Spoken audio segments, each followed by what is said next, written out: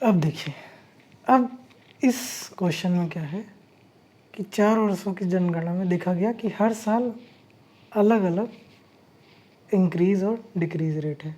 तो ये क्वेश्चन कुछ ऐसा है कि 4 वर्षों की जनगणना में पहले वर्ष 20% की क्या हो रही है, वृद्धि, उसके बाद 20% की फिर वृद्धि, फिर तीसरे साल 20% की कमी, और फिर चौथे साल 20% की फिर से कमी। ये अब आप कहेंगे सर 2 बार 20% बढ़ रहा है, 2 बार घट रहा है, यानी नेट इफेक्ट कितना, जीरो? नहीं, बताया था। देखिए, जब कोई संख्या बढ़ घट रही तो जीरो रिजल्टेंट हो सकता है। जैसे 5 रुपये दिए, 5 रुपये लिए, हिसाब बराबर, ठीक। पर 5% कोई संख्या बढ़ रही है फिर 5% घट रही है, तो वहाँ पे चीज़ें बराबर नहीं होती।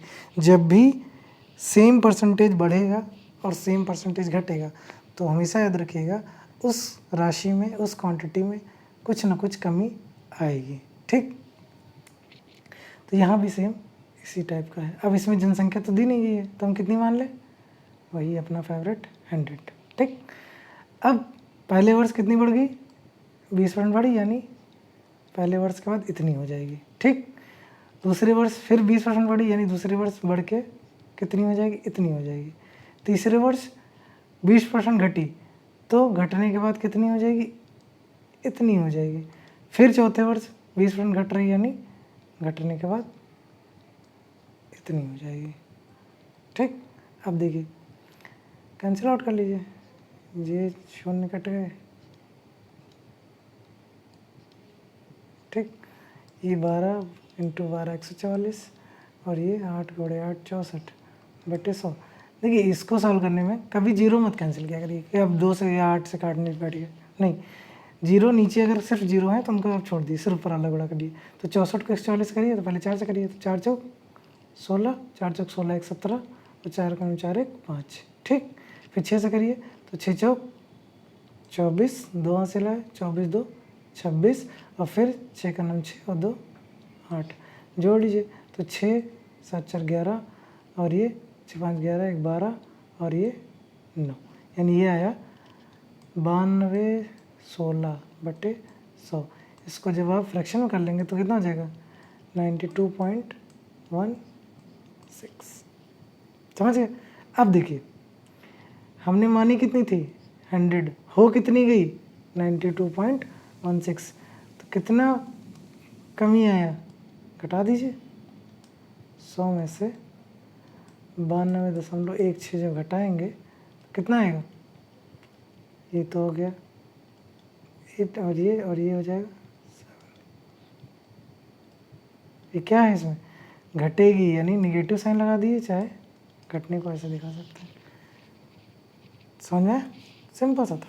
यानी जनसंख्या में 7.84% क्या हुई, कमी हुई, ठीक, याद रखिएगा। अब नेक्स्ट टाइप का क्वेश्चन,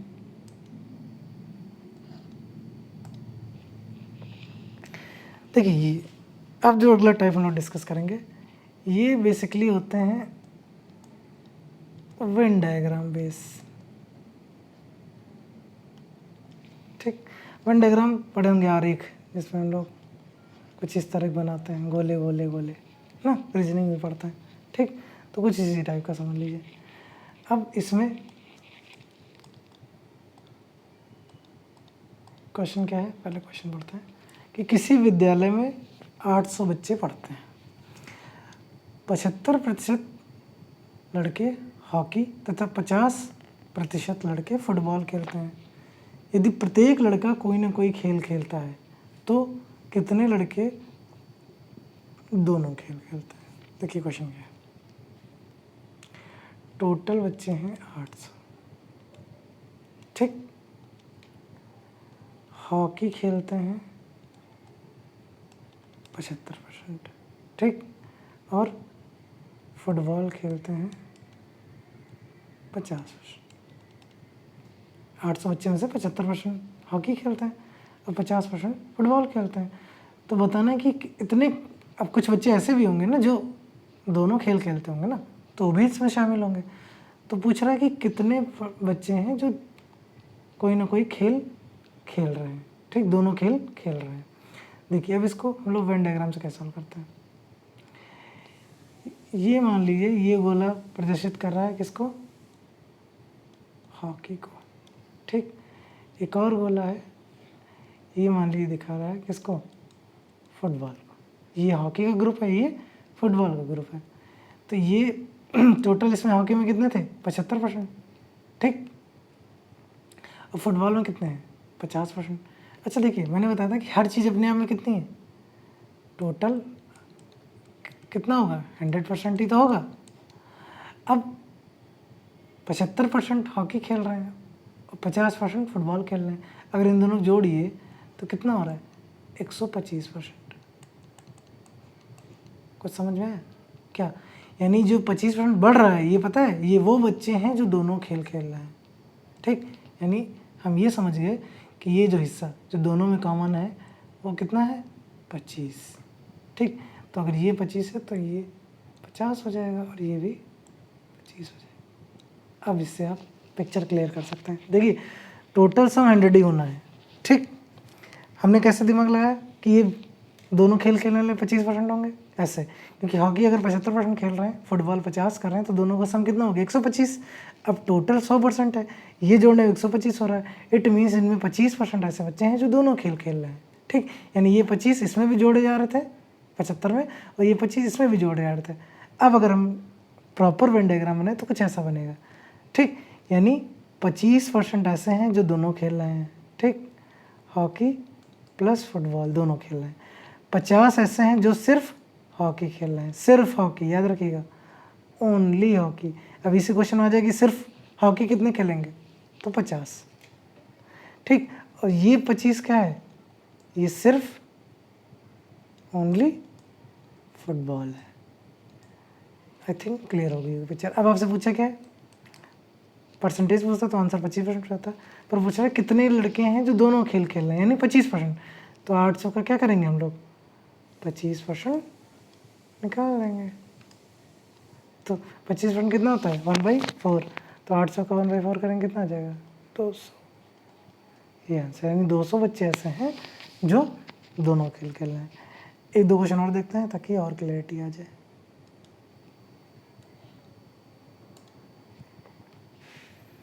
अब देखिए ये क्वेश्चन है कि एक पार्टी में 68% लोगों ने कॉफ़ी पी तथा 22% लोगों ने चाय पी, जबकि 25% लोगों ने कुछ नहीं खाया पिया, ठीक। पार्टी हो रही है, टोटल जितने लोग हैं उसमें से 68% लोग कॉफ़ी पी रहे हैं, 62% चाय पी रहे हैं, ठीक। और 25% ऐसे भी हैं जो कुछ नहीं खा रहे हैं और वो सब व्रत हैं, ठीक। अब यदि कॉफ़ी और चाय दोनों पीने वाले की संख्या दे दी कितनी, 550, यानी 550 लोग ऐसे हैं जो क्या दोनों का स्वाद ले रहे हैं, कॉफ़ी पियेंगे और चाय पियेंगे, ठीक। तो हमें बताना है कि पार्टी में कुल कितने लोगों ने भाग लिया, यानी टोटल नंबर पूछे हैं। तो हम क्या मान लें, let the total number be 100, ठीक। 100% मान लिया लोगों ने, ठीक। अब देखिए इसका वेन डायग्राम कैसे बनेगा। ये तो हो गया क्या, कॉफ़ी का, ये हो गया चाय यानी टी, ये कॉफ़ी का, ये वाला टी का, और ये शेडेड रीजन क्या हो जाएगा, कॉफ़ी प्लस टी दोनों। अब टोटल वाला कहाँ गया, टोटल इतना ही है, नहीं इसमें देखिए एक और दिमाग लगाने वाला, ये जो है 550, ये ऐसे हैं जो दोनों पिया है, ठीक। यानी ये तो हो गया हमारा कितना, 550, ठीक। ये नंबर है 550। और परसेंटेज में जब देखें तो कॉफ़ी का जो परसेंटेज है ये है 68%, ठीक। यानी कुल में से 68% लोगों ने कॉफ़ी पी है। और टी यानी चाय कितने परसेंट पी रहे हैं, 62%। और कुछ ऐसे हैं न कॉफ़ी पी न टी पी, वो कितने हैं, 25% लोग, ठीक। यानी ऐसे इसका वेन डायग्राम कुछ ऐसे बनेगा।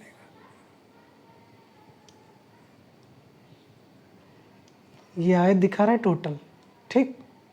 टोटल कितना है 100, ठीक।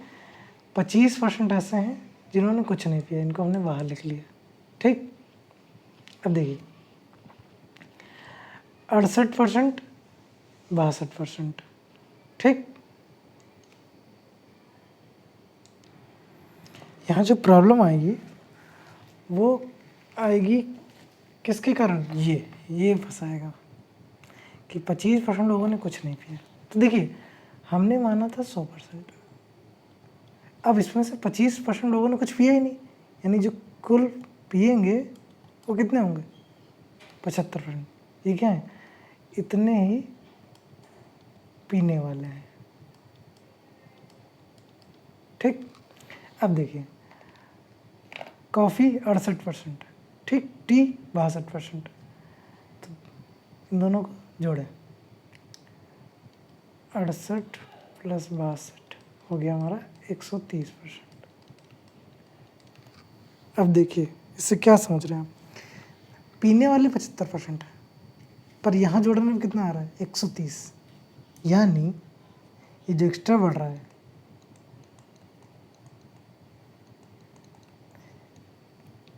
एक्स्ट्रा कितना 55%, ये क्या है, ये वो लोग हैं जो दोनों पी रहे हैं, यानी ये जो हिस्सा है ये है 55%, ठीक। यानी सिर्फ कॉफ़ी 13% पी रहे होंगे और ये सिर्फ चाय 7% पी रहे होंगे और ये 55। अब देखेंगे तो पूरी पिक्चर क्लियर होगी। कुल कॉफ़ी कितने लोग पिए 68%, पर सिर्फ कॉफ़ी कितने पिए 13% लोग पिए, ठीक। और चाय पीने वाले 62% थे, पर सिर्फ चाय, देखिए दोनों अंतर है, सिर्फ चाय इन्होंने सिर्फ कॉफ़ी नहीं पी, सिर्फ क्या चाय पी, तो इससे सिर्फ 7% है, ठीक। तो इससे हमने अंदाज़ा लगा लिए ये जोड़ने पे 130 आया, जबकि होने कितने चाहिए 75% ही पीने वाले हैं। इट मीन्स ये जो 55% है ये वो हैं जो दोनों चीज़ें पी रहे हैं, कॉफ़ी और टी, यानी 55% किसके बराबर हो गया 550 के। तो बस अब क्वेश्चन ख़त्म। 55% बराबर हो गया 550 के, तो 100%, क्योंकि वो हमें कुल पूछा है ना, तो ये हो जाएगा 550/55 × 100।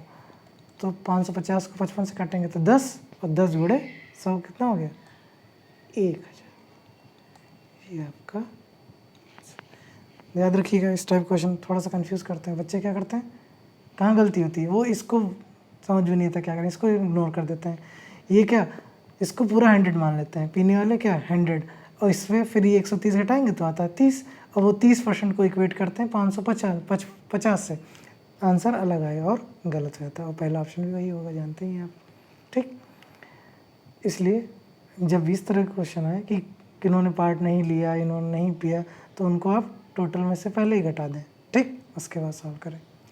अब बढ़ते हैं आखिरी क्वेश्चन की ओर।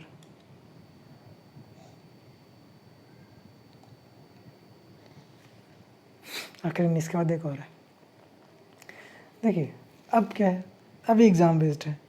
कोई किसी परीक्षा में 34% छात्र गणित में फेल हुए, ठीक, और 42% छात्र अंग्रेजी में फेल हुए, ठीक। तो हमें बताना है क्या, यदि 20% छात्र दोनों सब्जेक्ट में फेल हो रहे हैं तो दोनों सब्जेक्ट में पास होने वाले छात्र का परसेंटेज कितना है, ठीक। गणित यानी मैथ में 34% बच्चे क्या हो रहे हैं, पास हो रहे हैं। इंग्लिश में यहाँ फेल हो रहे हैं, ठीक, ये फेल वाला क्वेश्चन है। इंग्लिश में 42% फेल हो रहे हैं, ठीक। और मैथ प्लस इंग्लिश दोनों में फेल कितने हो रहे हैं 20%। हम इसको एक वेन डायग्राम से बना सकते हैं इजीली। ये हो गया मैथ का, ये हो गया इंग्लिश का, तो हमेशा पहले ये वाला फाइंड करते हैं। तो ये कितना है 20%, ठीक। तो यहाँ कितना लिख दें 14, क्योंकि टोटल कितना है 34। कंफ्यूज मत होइएगा, ये मैथ का है और ये इंग्लिश का है, ठीक। तो ये अगर 20 है तो ये कितना बचा, इंग्लिश में कितना है 42%, यानी 22, ठीक। 22 कैसे लिखा, देखो 20% वो हैं जो दोनों में फेल हुए, और टोटल इंग्लिश में कितना है 42, तो 42 में 20 घटा दिए कितना, अच्छा 22, ठीक। यहाँ 42 मत लिख दीजिएगा, टोटल इंग्लिश में 42 है। इसी तरह टोटल मैथ्स में कितने परसेंट फेल हो रहे हैं बच्चे, 34%। देखिए जब आप इस तरह फिगर बना लिए सही, मतलब क्वेश्चन हो गया, अब आपको कुछ नहीं करना, ठीक। अब देखिए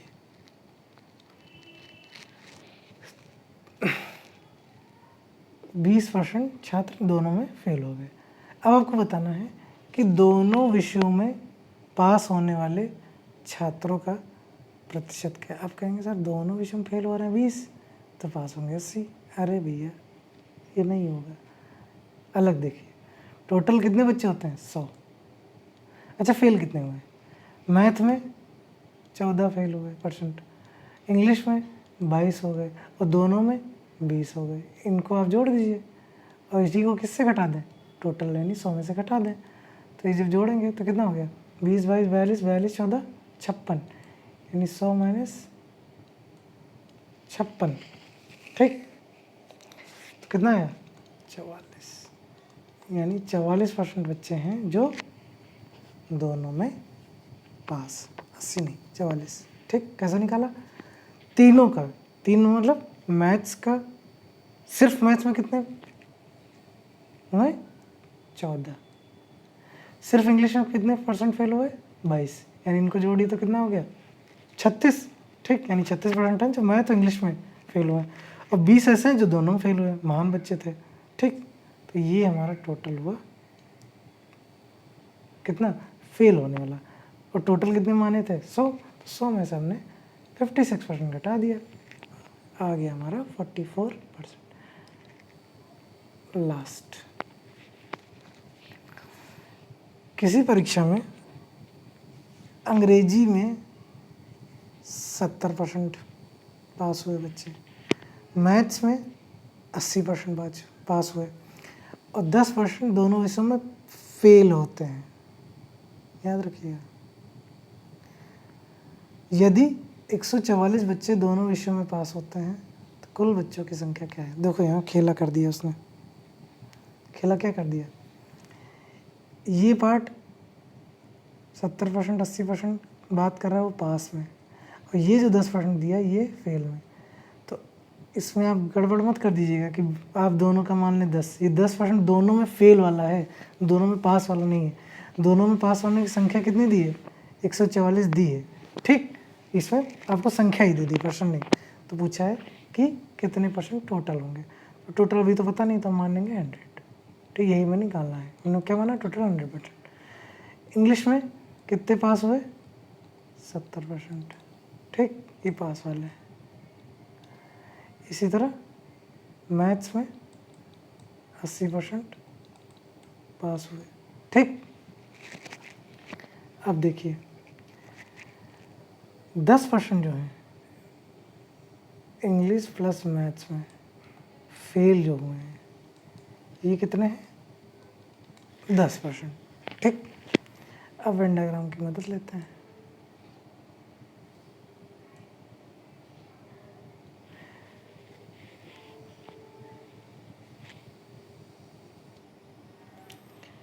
करेंगे क्या, देखिए जब क्वेश्चन में दोनों विषयों का परसेंटेज दिया है तो दोनों विषयों में फेल होने की बात कर रहा है, किसमें, दोनों सब्जेक्ट में, और जो ऊपर दिया है वो पास होने दिया, तो इसको हम कन्वर्ट कर सकते हैं क्या, फेल होना।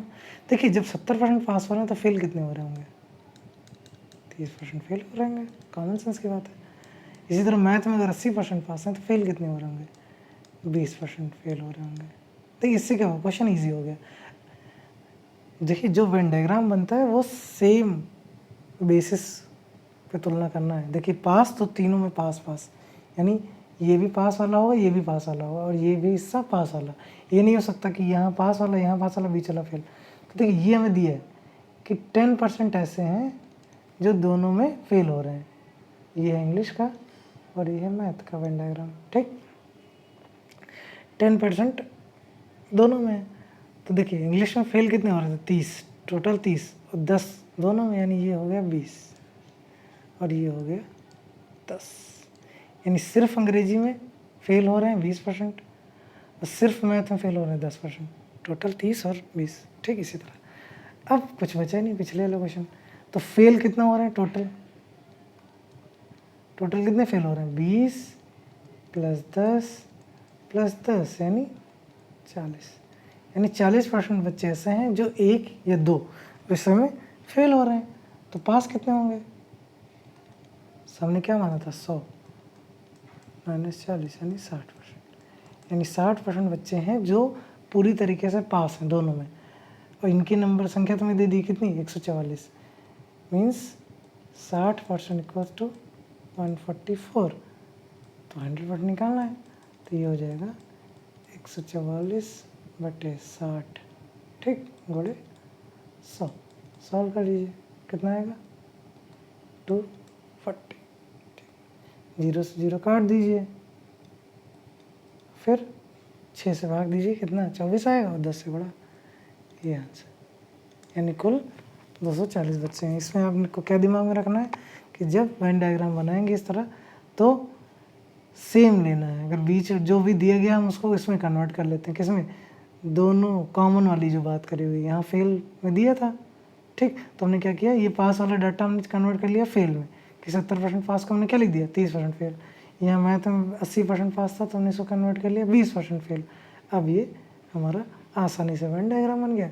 इसकी हेल्प से हमने ये पता लगा लिया कि कितने टोटल फेल हो रहे हैं। ठीक, और टोटल फेल हो गए तो वो हमने पास वाले निकाल लिए। कैसे, टोटल में से 100 में से 40% यानी फेल वाले घटा दिए, तो आ गया 60%।